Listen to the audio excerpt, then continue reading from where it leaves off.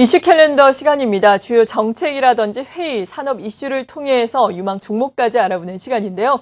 이 시간은 KB투자증권의 김형민 투자정보팀장 모시고 말씀 들어봅니다. 안녕하세요. 안녕하세요. 네, 이번 주에 이슈 캘린더 어떤 일정들로 짜여져 있습니까? 예, 이번 주에도 다양한 이슈들이 또 기다리고 있는데 화면을 보시면서 먼저 주요 이슈 소개를 해드리도록 하겠습니다. 네.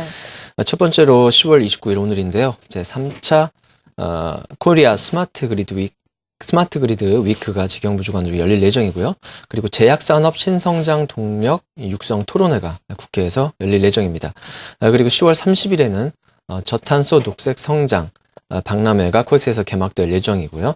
11월로 접어들어서 11월 1일에는 백혈병 치료제 슈펙트라는 치료제가 판매될 예정이고요. 그리고 2일에는 LG전자 옵티머스G가 미국에서도 출시될 예정입니다. 그리고 같은 날 아이패드 미니가 한국과 홍콩에도 정식적으로 출시될 예정입니다. 네, 많은 일정들이 이번 주에도 역시 우리를 기다리고 있는 상황인데요. 특히나 어떤 일정에 주목을 하고 계세요? 예, 이번 주에는 제약업종 관련된 이슈들이 좀 있어서 네. 정리를 좀 해드려야 될 것 같은데요. 첫 번째로는 오늘 제약산업 신성장 동력 육선 토론회가 이제 국회에서 열리게 된다는 말씀 드렸는데 네. 이와 관련된 내용을 좀 전달해드려야 될 것 같습니다. 이 산학연 전문가들이 이 제약산업을 신성장 동력으로 육성하겠다라고 하는 이 대책을 마련하기 위한 자리라고 보시면 될 것 같은데요. 이 새누리당의 김희국 의원, 국회 보건복지위원회 소속인데요. 이 국회의원 회관 소회의실에서 열리게 됩니다. 이 제약 강국으로 가는 길이라는 이런 주제로 토론회가 열리게 되는데요. 이 제약 산업의 지금 현재 상황, 그리고 앞으로 이제 우리나라가 제약 강국으로 가기 위해서는 어떤 대책이 필요할지 이런 부분들에 대한 논의가 이루어질 예정입니다. 그래서 주요 이슈로 지금 예상되는 부분들은 약가 보상 시스템 확보 측면이 되겠는데, 신약을 개발했을 때 혁신적인 신약이다라고 하면은 좀 약가 측면에서 좀 참작을 해줘야 된다는 이런 이슈가 되겠고요. 네. 그리고 이 제약사, 중소형 제약사, 좀 영세 제약사가 90%에 육박하는 좀 이 사업 구조적인 문제를 안고 있는 것이 바로 현실인데, 이런 부분에서 제약 산업의 어떤 구조조정 측면에서도 좀 이슈가 발생할 수 있다, 이렇게 말씀을 드릴 수가 있겠습니다. 네. 그리고 또 어떤 것들이 있을까요? 예, 그리고 물론 이제 제약업종 전반적으로는 긍정적인 뉴스플로우가 좀 기대가 되는 이슈였고요. 예. 두 번째도 마찬가지 제약업종 관련된 내용이 되겠는데요. 앞서 소개해드렸다시피 11월 1일 날 이 백혈병 치료제 슈펙트가 판매될 예정입니다. 슈펙트 하면 좀 생소하게 여기시는 분들이 계실 것 같은데요. 아시아로서는 최초고요. 세계에선 네 번째로 이 일양약품이 이 만성 골수성 백혈병 치료제로 이 개발한 신약이 되겠습니다. 상당히 좀 의미가 있다, 이렇게 볼 수 있겠는데요. 이 슈펙트의 국내 판권을 지난 10월 19일 대웅제약에 넘겼습니다. 그래서 일양약품이 직접 팔지 않고 대웅제약에 넘긴 배경은 좀 잠시 후에 좀 설명을 드려야 될 것 같고요. 이미 유명 종합병원 11곳에 이미 보급이 됐다, 이렇게 보시면 될 것 같고요. 올 초에 국내 식약청 허가를 일단 받았고, 임상 결과가 상당히 좀 좋았습니다. 그래서 세계 시장에서 지금 가장 유명한 백혈병 치료제라고 한다면 글리백이라는 약이 있는데요. 예. 이게 이제 스위스 노바르티스가 개발한 골수암 치료제입니다. 근데 이 글리백의 절반 가격 수준입니다. 그래서 시장에서 나름대로 좀 파급 효과가 있지 않을까, 이렇게 좀 예상을 해볼 수 있는 그런 또 아이템이 되겠고요.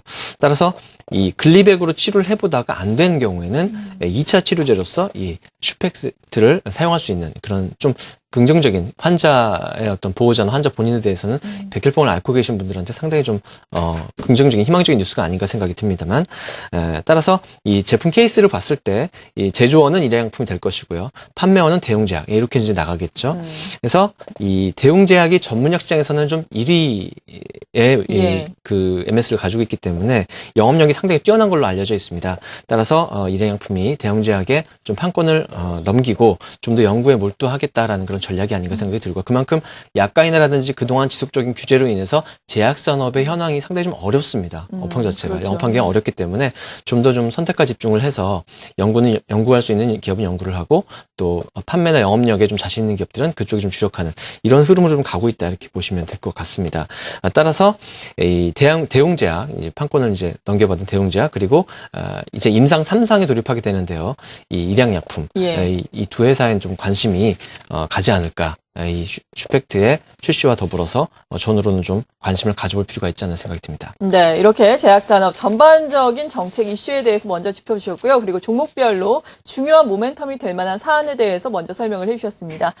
제약산업 전반적으로 살펴보자면은 2분기에는 실적이 좋지 않았는데 4분기 실적에 대한 기대감도 어느 정도 있었고요. 그리고 여러 가지 모멘텀들 이것으로 말미암아 또 요즘에 경기가 좀 안 좋으면서 내수주들 많이 부각이 되고 있는데 그 측면에서 많이 올라왔습니다. 말씀을 해주신 대웅제약이라든지 일양약품도 그런데요. 이러한 모멘텀으로 어느 정도나 더 갈 수 있을지 유망 종목 꼽아서 좀 설명을 해주시면 좋을 것 같아요. 네, 말씀 잘 해주셨는데요. 예. 4분기 실적 기대감 그리고 내년 되면 좀 더 실적이 좋아질 것이라는 이런 기대감들이 반영되면서 최근에 제약 업종이 시장 대비 좀 상대적으로 강한 흐름을 보였던 것이 사실이고요. 최근에는 좀 차익 실현 매물이 나오고 있지만 기존의 추세는 좀 유지되지 않을까라는 생각에서 관심이 좀 필요할 것 같습니다. 예, 앞서 말씀드렸던 일양약품, 대웅제약, 또 슈펙트 출시와 더불어서 관심 가져야 된다 말씀드렸는데 오늘은 대웅제약 중심으로 좀 설명을 드려야 될 것 같습니다. 네. 대웅제약은 뭐 아시다시피 우루사로 좀 많이 알려져 있는 국내 4위권의 제약 업체입니다. 올해 같은 경우는 뭐 슈펙트라든지 기존 주력 제품들, 뭐 우루사, 올메텍 이런 또 제품들의 고마진 제품들의 매출이 좀 늘어나는 그런 모습들이 하반기 들어서 나타나고 있고요. 그리고 내년에는 이 보톡스 시밀러라든지 골형성 촉진제 이런 신규 제품에 대한 출시가 또 예정되어 있기 때문에 이로 인한 실적 개선 기대감이 살아있는 종목이라고 보시면 되겠습니다. 지금 앞서서 슈펙트의 어떤 판권을 넘겨받았다고 했는데 사실 추가적인 임상 3상 시험 R&D 비용이 한 100억 정도 추가로 소요될 것으로 이렇게 알려져 있는데요. 그동안은 250억을 쏟아부었고 일양약품이 네. 그리고 10년 넘게 개발을 했습니다.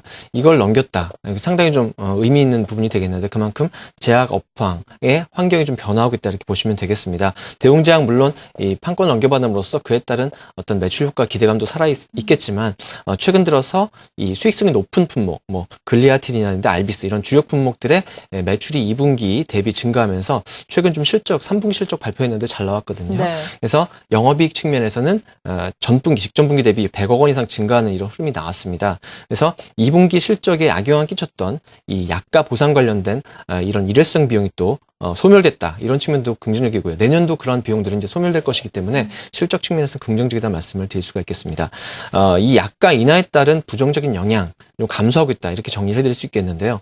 이번 3분기 실적을 좀 살펴보면 1,755억 매출에 영업이익이 154억 원이었습니다. 영업이익 컨센서스가 한 130억 원 전후였으니까 상당히 잘 나왔다 이렇게 볼 수 있겠고요. 당기순이익은 100억 원 정도 나왔는데 시장 넘어서는 영업이익을 냈다라는 측면 이런 부분들이 실적 측면의 긍정적인 부분이다 말씀드릴 수 있겠습니다.